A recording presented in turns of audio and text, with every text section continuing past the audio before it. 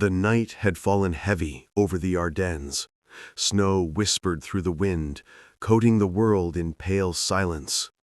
In a narrow trench carved deep into the frozen earth, Private Thomas Hale sat hunched beside a dim lantern, his breath visible in the cold. He hadn't slept in 2 days. His boots were soaked, his fingers numb, and his mind felt as though it were fraying at the edges.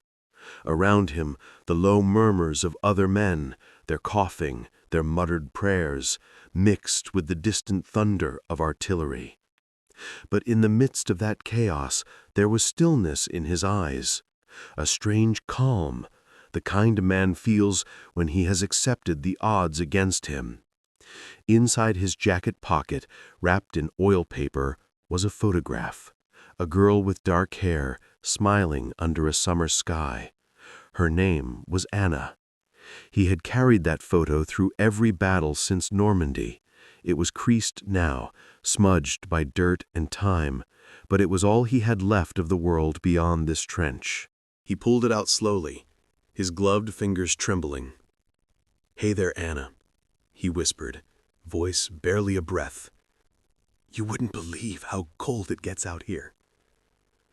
A small smile crossed his face, faint, broken, but real. He placed the photo beside a scrap of paper and took out a dull pencil. "My dearest Anna, if this letter ever finds you, it means I've made it through one more night. The snow hasn't stopped for 3 days, and everything around us is white and silent. The world feels like it's holding its breath." He paused, hearing the whistle of wind sweep through the trench. One of the men nearby started humming a Christmas tune, broken and off-key. Thomas closed his eyes. It was almost Christmas back home. "I keep thinking about the smell of your bread when it's fresh from the oven. And that yellow scarf you knitted me. I still have it.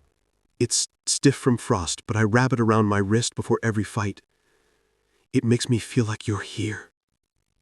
He stopped again, staring into the distance, the flicker of explosions lighting the horizon. A moment later the sound reached him, dull and far away. "They say we might move at dawn. The captain doesn't tell us much, but we can feel it. Everyone's quieter tonight. Some men write letters, others just stare at the sky. I guess we all talk to someone who isn't here." His handwriting wavered as his fingers stiffened. He brought them close to the candle, trying to warm them, but the flame barely held. "Do you remember that day by the river? You threw a stone and said it would skip 3 times for luck. It only skipped twice. You laughed and called it stubborn like me. Maybe that's why I'm still here." A faint chuckle escaped him, but his eyes glistened. A shell landed somewhere nearby. The ground trembled, soil rained down from above. Thomas didn't flinch. He had stopped flinching months ago. He looked up at the black sky, snow falling softly through the smoke. It was strangely beautiful, almost peaceful. "If I could make one wish, Anna, it wouldn't be for victory. It wouldn't even be for survival.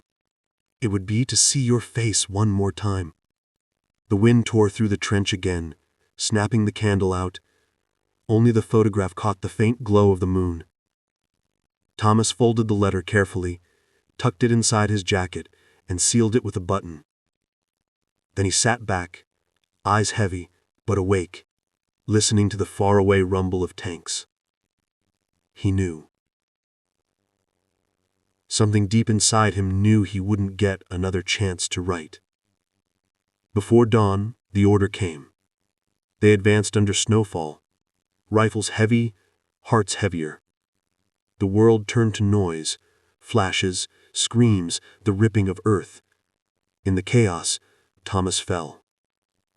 The letter pressed close to his heart, his hand still gripping the pencil. Weeks later, when the battlefield was silent again, a medic found him among the frozen dead. Inside his jacket, untouched by the weather, was the letter.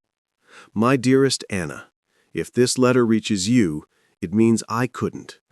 But I need you to know I wasn't afraid. Not in the end.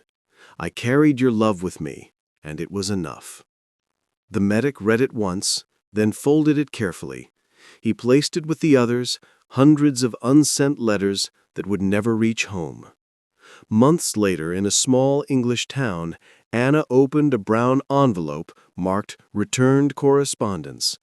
Her hands shook as she unfolded the page, the ink blurred slightly from damp and time. And as she read, tears fell onto the paper, blending with the stains of war. Love, Thomas. The world moved on, as it always does, but somewhere, in an old wooden box beneath Anna's bed, that letter remained, yellowed, fragile, yet alive. Because love, even in war, never truly dies.